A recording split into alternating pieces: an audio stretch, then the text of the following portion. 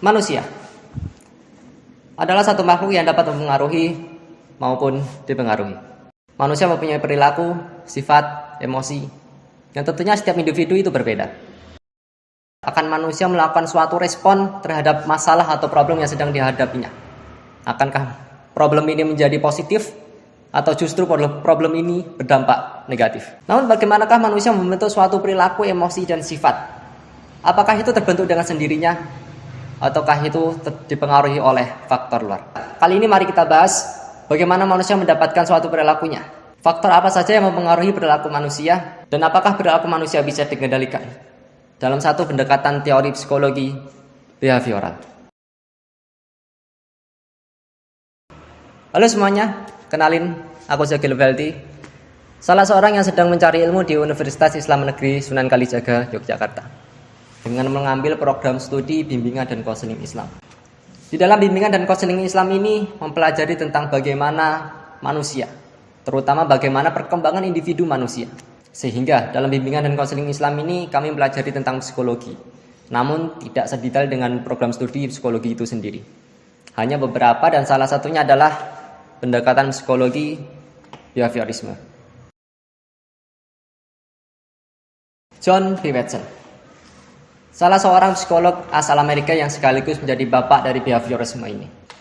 Ia mendirikan pendekatan behaviorisme ini pada awal abad ke-20 dengan menekankan bahwa ilmu psikologi itu adalah ilmu yang objektif dan mempelajari perilaku yang dapat diamati. Kenapa? Karena John B. Watson ini tidak setuju atau mengkritik teori psikologi pada waktu itu, yang mana berfokus pada perasaan, pemikiran, mental manusia, yang dia berpendapat bahwa semua itu tidaklah hal objektif dan tidak dapat diamati. Salah satu yang terkenal dari eksperimen John B. Watson ini adalah eksperimen Little Albert. Eksperimen yang menunjukkan bahwa emosi manusia itu dapat dipelajari melalui pengkondisian klasik, sesuai dengan teori Pavlov. Berbeda dengan eksperimen psikologi lainnya, yang mana menggunakan seekor hewan sebagai objek. Memang, John B. Watson ini menggunakan seekor hewan juga sebagai objek, namun juga manusia dijadikan objek dalam eksperimen John B. Watson ini. Tepatnya seorang bayi yang masih berumur 9 bulan.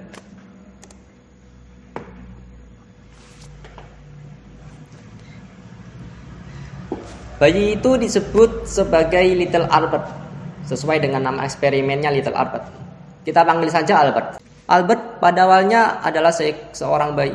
Albert pada awalnya adalah seorang bayi 9 bulan yang katakanlah masih polos. Namun oleh John B. Watson ini diperkenalkan seekor tikus.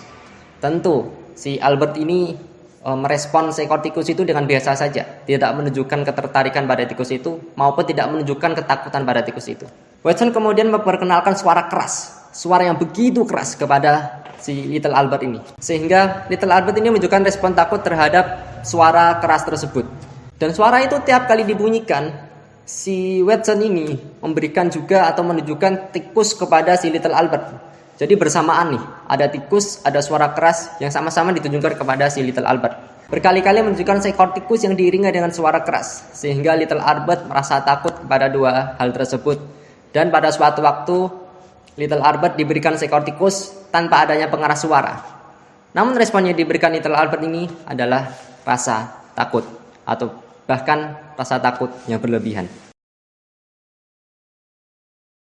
Melalui eksperimennya, Watson ingin menunjukkan bahwasanya emosi manusia itu dapat dipelajari melalui proses pengkondisian, dan perilaku manusia itu dapat dipengaruhi oleh lingkungannya.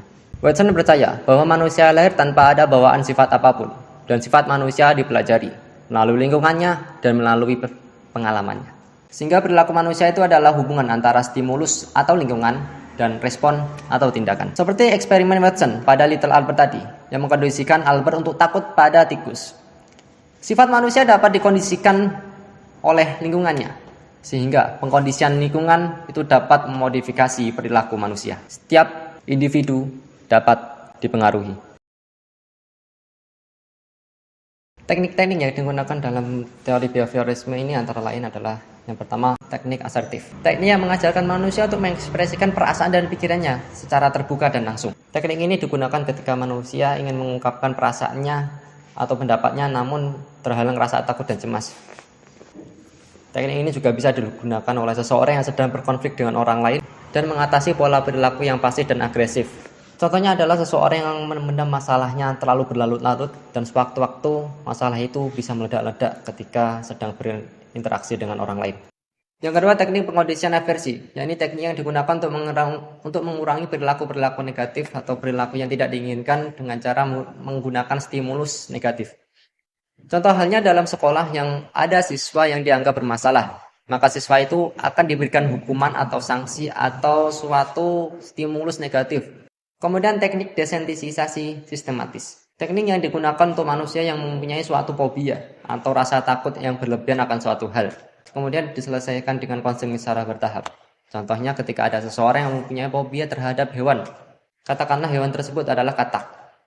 Maka manusia tersebut pertama kali akan diberikan suatu video, yaitu video katak. Sehingga manusia itu atau individu itu merasa terbiasa dengan video katak itu. Kemudian dilanjutkan tekniknya dengan diberikan suatu boneka katak kepada sang individu tadi. Dan kemudian jika sudah terbiasa dengan boneka katak tersebut, dilanjutkan dengan kata asli. Mungkin awalnya akan dilihatkan dulu katanya, sehingga lama-lama secara bertahap individu yang mempunyai fobia terhadap kata tadi akan hilang fobianya. Dan ada teknik-teknik lainnya seperti teknik pembentukan tingkah laku, yakni yang mana individu ingin membentuk tingkah laku baru yang lebih baik atau menjadikan tingkah laku yang sudah ada semakin baik lagi. Dan atau ada juga teknik thought stopping. Teknik yang digunakan jika suatu individu ingin menghilangkan suatu pemikiran negatif dan diganti dengan pemikiran yang positif. Kesimpulan dari pendekatan behaviorisme ini adalah bahwasanya pendekatan behavior berfokus pada perilaku manusia yang dapat dipelajari.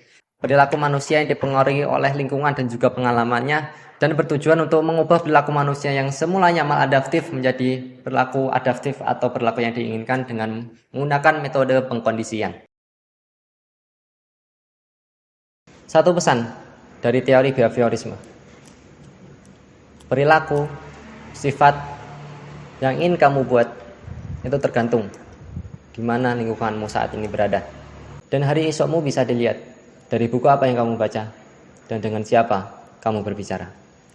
Saya Sekul Filadi, terima kasih.